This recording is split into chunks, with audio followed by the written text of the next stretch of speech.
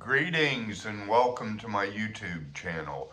Today I'm going to do a video about something that one of my followers requested, reincarnation, and some of my thoughts on reincarnation, which is actually a fascinating subject matter. So I'm going to get to that, but I do have online classes at Perseus Arcane Academy. You can find them in my website through the links and courses at clintsabom.com. Really, you can find everything at clintsabom.com and contact me through there as well. Find my online classes, links to the podcast, etc., etc. And I offer individual coaching and I offer group transmission sessions too. So I do Akashic transmissions, which are going very well and seem to be very popular with people. So anyways, let's get to reincarnation.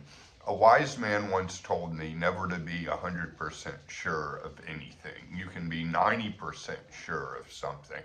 And so I'm 90% sure of most of what I'm going to say today. If you ask me the question, what happens when you die? The most honest answer I can give is I don't know, because I'm not 100% sure because I've never died before. But I have combed through a lot of research on near-death experiences, and that has really resonated with me a lot. And there's certainly things that Barden says that resonate too with near-death experience research. So the two kind of go hand in hand. But, the follower asked me some interesting questions like, do you have to reincarnate on Earth again? Are there other planets to reincarnate on? Yes, that's my answer, 90% sure, yes. Do you have to reincarnate, or can you just hang out in the astral plane or mental plane? And my answer is probably. There's probably all of the above options for reincarnation. Anything you can think of, including not reincarnating. But generally speaking, I think what ends up happening is that we go to the afterlife and we're super recharged with unconditional love. I don't think that even if you're a total mess in this life, even if you're just a total nutcase in this life, I don't think you get reincarnated in some sort of like harsh purgatorial realm. And if you find yourself landing in some harsh purgatorial realm after you die, all you have to do is cry out to God, cry out to the Akasha, cry out to your spirit guides to help you, and they'll shoot you up into greener pastures and warmer places. So that's basically how that works. And that comes from near-death experience research. There were people that were severely depressed or angry all the time and didn't think that they were basically a good person, and they reincarnated and they were in this just awful dark place, and then they cried out to God and were just shot up and lifted into some more sort of quote unquote heavenly realm where they were recharged with unconditional love. So I think the afterlife is a much safer, much more beautiful, much more filled with unconditional love and light, whether it's the astral plane or mental plane, wherever you locate yourself. I think you get taught certain lessons in the afterlife. You hang out there and you get so recharged that you realize that you have unfinished business before you incarnate to the higher realms. And you may be told that by your spirit guide or by a figure, Jesus or Buddha, Shiva, Vishnu, Allah, Yahweh, whatever you hold sacred. You may be told that you need to go back and you need to work through these things. But it won't be like you're just force fed, like, I have to go back. It will be more like, I'm willing to go back. I'm willing to do this because I want to basically come to the end, which is nirvana, or release from samsara, moksha in the Eastern traditions, or in the Western tradition, complete union with divine providence. Barton's kind of in the Western tradition, so to speak, with most of his stuff, even though it resonates a lot with Eastern teachers. Barton, I do consider Barton a Western teacher in Western systems. So, because there's a lot of individuality in Barton. There's individuality before there's union with the divine. But ultimately, if you start looking at Initiation into Hermetics and the other books, in The Key to the True Kabbalah, and everything Barton's doing, all the magical powers are basically just kind of like these kind of bonuses we get. Really, we're looking for union with divine providence.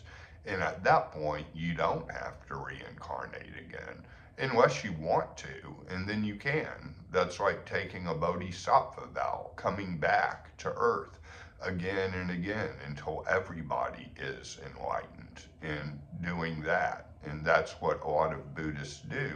And Buddhist practitioners, Buddhist monks, they take the bodhisattva vows in certain traditions and lineages.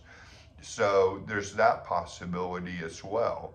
But I don't think there's a lot of bad news in all of this. You know, there's a lot of warnings sometimes in magical circles and esoteric circles. There's like these warnings about like, this is going to happen, or this is going to happen bad if you don't do this. I mean, no, not really. You'll get recharged in the afterlife. You'll go to a good space.